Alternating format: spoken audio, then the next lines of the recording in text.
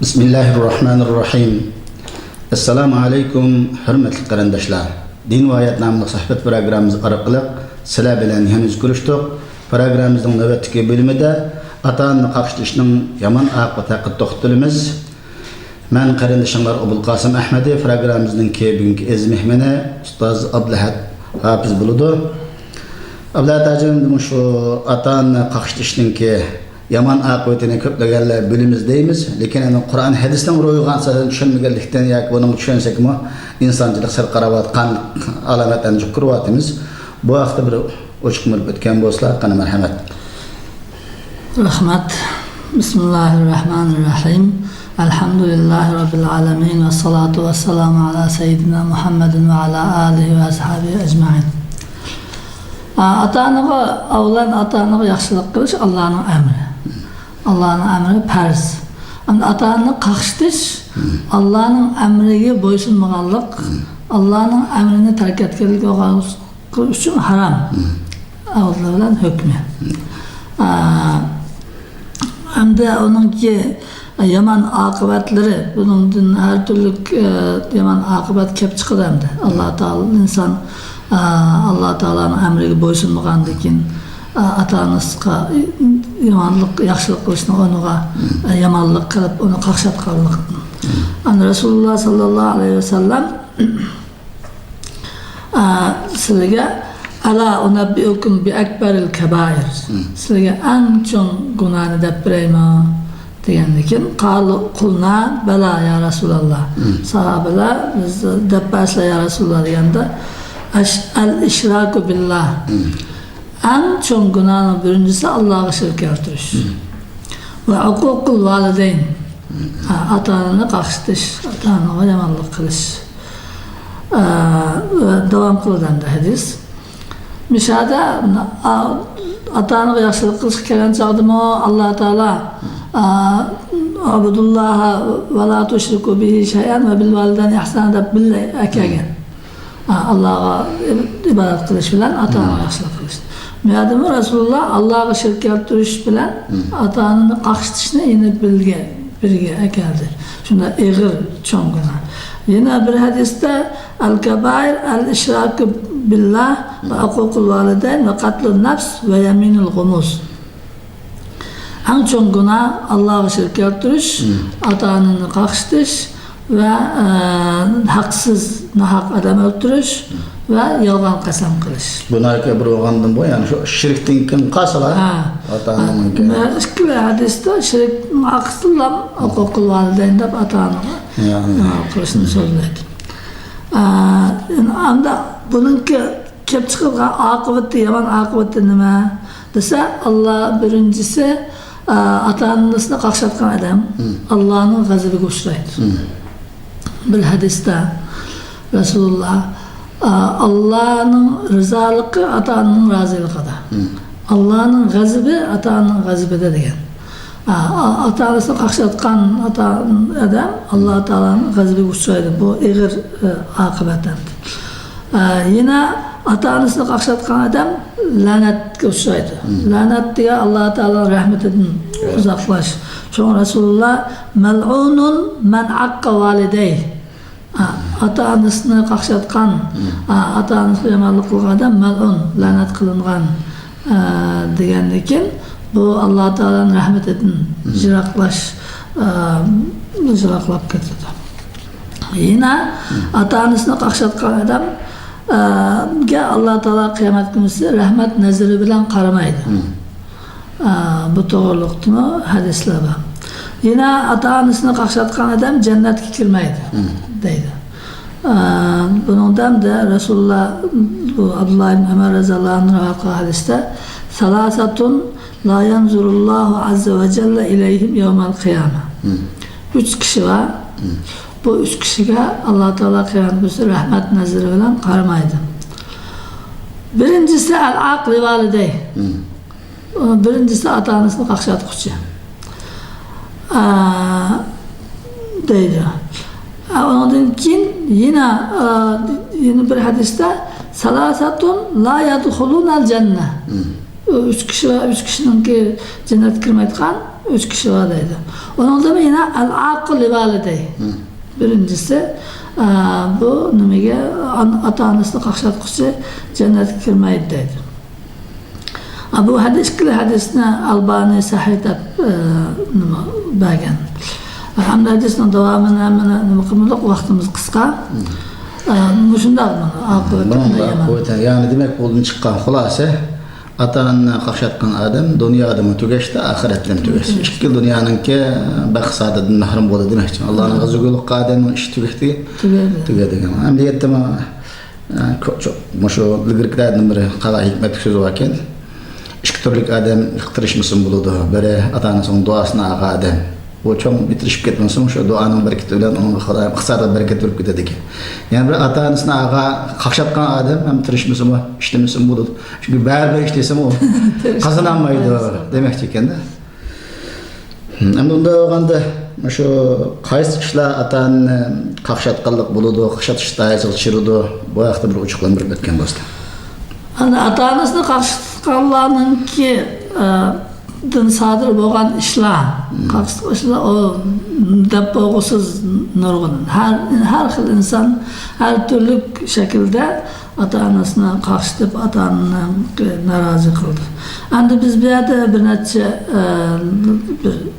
nimani to'plab keldim. Ularninki hamda ata-onani yig'latish, ata-onaniki ko'nglini og'irtish, ya'ni so'z bilan bo'lsin, harakat bilan bo'lsin, ata-onaning ko'ngliga tegadigan gap so'zlarni qilish, ularni ko'nglini og'irtib yig'latish, bu yig'latishda har xil shaklda bo'ladi endi. Bu ata-onani qaqshatganlik bo'ldi.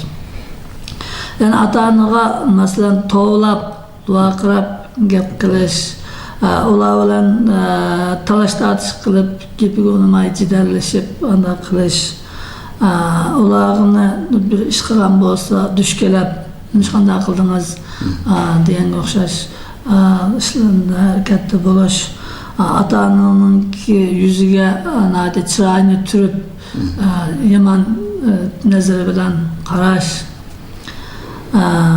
ata-onani yaratmaslik. Bazı yoshlar og'inning oldiga onasi dadasiga qolib nomus qildi. Uni yoki kichikdan yoki bu ata-onani qaqshatganlik bo'ldi. Ularni kamsitish ata-onani. Yoki masalan ata-onasi ani qilpa, mani qilpa deb ish qilish buyurish. Bunun hakkımız yok bizim ata-onamizning. Anasının etken tamakını yaratmay, eyplash, tuzlab kaptı, tuzuqlab kaptı, andaq-mındaq deb, ananınki ko'ngiga tegidi. Ko'plagan bolalardan, yoshlardan sodir bo'layotgan bir illat bilan bugungi kunda. Shoirlik etib qoldik akasi. Shu onaning g'ami shu bolamni tamoqni issig'ida yeb qilsin deb qilmagani qilmaydi. O bola tamoq oldiga kelganligini yemayman, ishlayman, yolg'atqizib uni. Yine tağıl çıktı, tağını yetken işler. Şu ananınki nimasını qildi. Ondan keyin ata-onaniki ishlariga yordam qilmaslik, bir yordamiga muhtoj bo'lib qolsa, yo bir yerda ish bo'lsa, mana shuni qilatam desa, yoki demisi endi yordam qilish kerak. Yordam qilmaslik, ata-onaniki so'zini anglamaslik, ular bilan takallashish, ularga bir ish qilmoqchi bo'lganda maslahat solmaslik, o'z boshqa ish qilish, ata-ona ko'zga ilmaganlik bo'ldi endi. Ularga maslahatini qilaman deb. Ya bir do'stlarimizning bir ishni maslahat solsa, ko'ngli suyunib qoldi, hamma bir adabiyot deb. Ata-ona deganing bolaning har bir kichik harakatchilik so'zib turgan ko'ngil bo'ladi endi. Albatta ata-onaning maslahati samay binasini o'yiga yetsa, ananing ko'ngli ketadiki, uni bir ko'zga ilmaganlik bo'ladi endi. Bu yoshlarımızda nurg'unlagan, hatto hali qarindoshlarimizni sodir bo'layotgan illatlar endi o'zimizda qatnamay kelayotgan. Bir yerga berishda yoki bir ish boshlashda ata-onadan ruxsat olmay, ata-onaning iznisiz yanga-menga ketib qolgan yeriga ularni ansirtib bunday qilish, buni ata-ona qaqshatganlik bo'ldi. Onu atanın aldıda bir tuqqanlandı. Biz ikimiz bir tuqqan bolsak, anamız adımızın aldıda uruşup bisi-bisimizden cidal macera kılış, onun köngülünü rençti. Rahatsızlık kaldık. Onu atanın qaqşatqanlıq oldu. Bazı kişilerin hatta özünün xotnunu, ayaki ballarını atanısının üstün görülendi. Bunu atanın qaqşatqanlıq oldu. Bazı xotnunun gepiga kirip anısqa toğlaydıgan, atanız açıqlaydıgan işler yüz berdi. Bu işlerge diqqat qilish kerak bo'lapmi?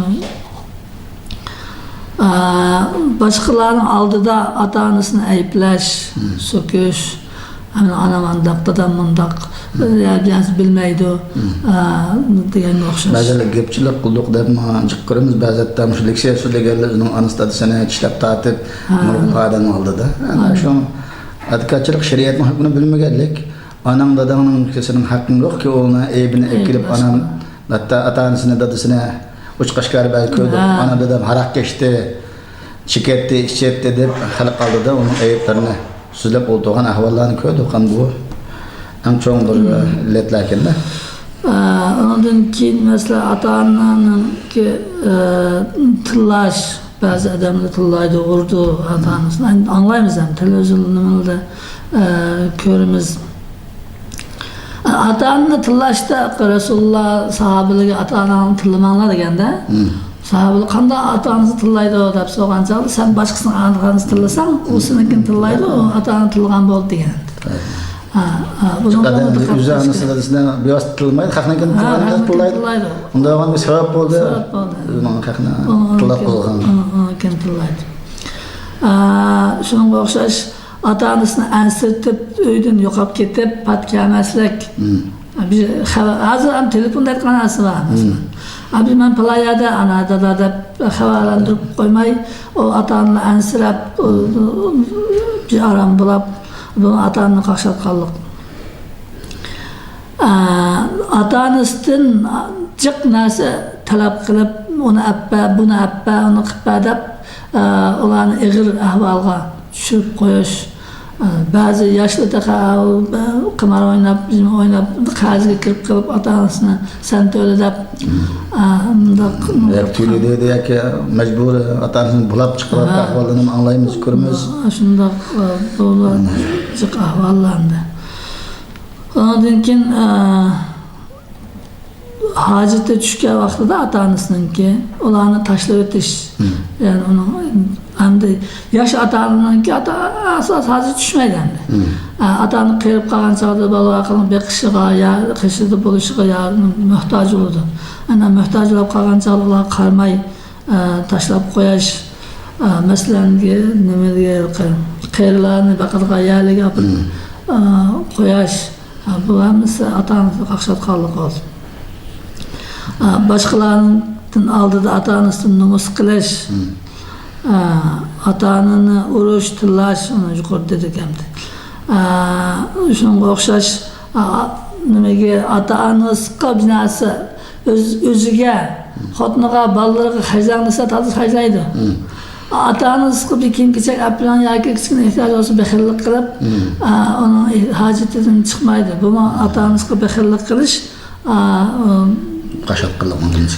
qaqshatqanlik. Ata-onaga binasi berganni minnat qilish.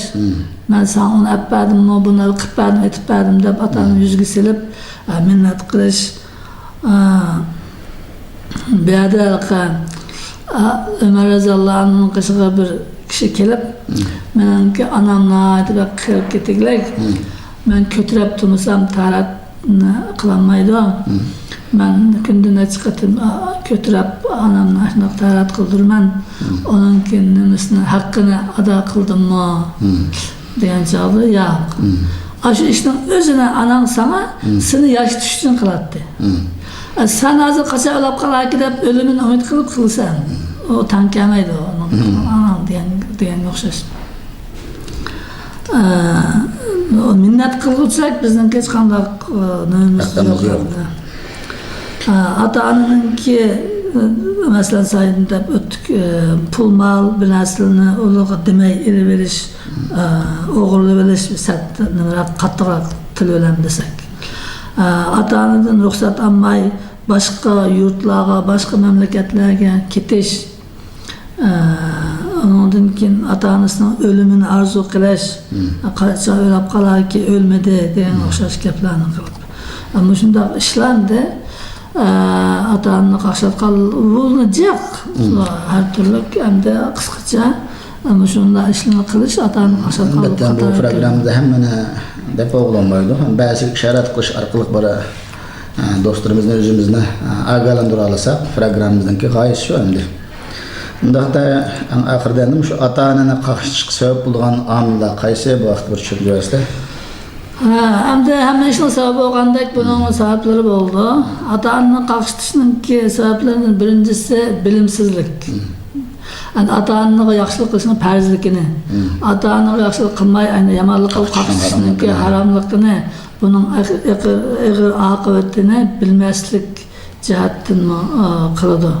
Ikkinchisi yaxshi tarbiya olmaslik. Bu yerda ata-onalarning vazifasi var. Balalarni kichik chog'da islomiy tarbiya bilan yaxshi tarbiyalasa, inshaalloh u balalar cho'ng bo'lganda ata-onasiga yaxshilik qiladigan odam bo'ldi. Bunda yaxshi tarbiya ko'rmaganlar kichik chog'da ata-onasining qadrini bilmaydigan. Uchinchisi ata-onaning qilgan ishi balaga o'rgatgan tartibsiz ish qilishadi. Bu ata-onaning gunohi. Mesela balaga ani qilish yaxshilik, mani qilish yaxshi deb yaxshi yomon o'rgatamiz. O'zimizning qilganimiz o'rgatganimizga udil kelmaydi. Aksini qilsak, o chog'da bala deb qo'ygan bu uni qilmasin bo'tgan deb yomon do'st al-ag'ina bu ata-onaga yomonlik qilishga sabab bo'ladi. Ata-onasining gapiga unmaslikqa, nimaga. Ata-onalarningki özünün ata-onasini qaqshatishi. Ama balalarning ata-onasini qaqshatishiga sabab bo'lgan sabab. Bu jiq qilsa inson yana ekan, chek etmaydi ekan. Ata-onasi qilib qo'ygan ekan, ona balasining ko'rida qilgash kerak ekan, o'zining balasini yana ekan. Ondan keyin ar-xotullarningki balalarning oldida urush jidalni jiq qilishi, buni balalarning qalbida ata-ona bo'lgan mehr muhabbatni azaltib, cho'ng bo'lganda qaqshatishga sabab bo'lgan ishlar.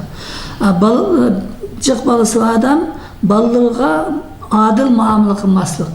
Bizga yaxshilik, bakroq yaxshilik, bizga bunday qilsa, ayolga azroq yaxshilik ko'rgani yomon bo'lib qoldi. Ata-onaningki qattiq qo'l bo'lishi, ba'zi ata-onalar balalarga tosh yurak qattiq qo'l bo'ladi endi. Uni balaning yuragida ata-onaga qarshi bir balalarningki yaxshilikqa rozi bo'lmaslik. Ba'zi ata-ona balasidan qancha yaxshilik ko'rsimi bir türlü razı olmaydı. Yine qilmadi, etmedi deb turgan ata-onalarimiz var. Onu ilhamlandırıp, mukafatlab, yaxshilikqa rahmatini bildirib tursan, balalarga ham ilham bo'lib, yaxshilik qilishtirib ma'nodan gap. Ondan keyin hamda nachar xotinni hamda erining ata-onasiga yaxshilik qilishiga nima bo'lmay, yomonlik qilishiga sabab bo'ladi. Ondan keyin hozirgi zamonda bizga ancaq bala kino. Bu internet, televizyon bu nasıl taraf ketdi. Onun içinde Avrupa'nın kinoları, hatta Türkiye'nin kinoları, Siriyalik kinolar. Bu nasıl da şu kinoda balaları ata-onasiga to'g'layotgan pichoqlamagan ko'rinishlari har xil narsa chiqdi. Ama şu ko'rinishlarni ko'rib balalar ata-onasi shunday qilib o'xshaydi deb shuni o'rganadi. Ama shunday narsalar bizga sababchi bo'lgan balalarimizning bunday ishlarini saqlash lozim. Ko'p rahmat, Alloh ajringizni bersin. Hurmatli qarindoshlar, programmamizni bu yerda oxirlashtiramiz. Diqqat e'tiboringizni berganingiz uchun ko'p rahmat. Keyingi bilimlarda uchrashish umidi bilan har biringlar bilan xo'shlashamiz. Xayr-xo'sh salomat bo'linglar. Assalomu alaykum va rahmatullohi va barakatuh.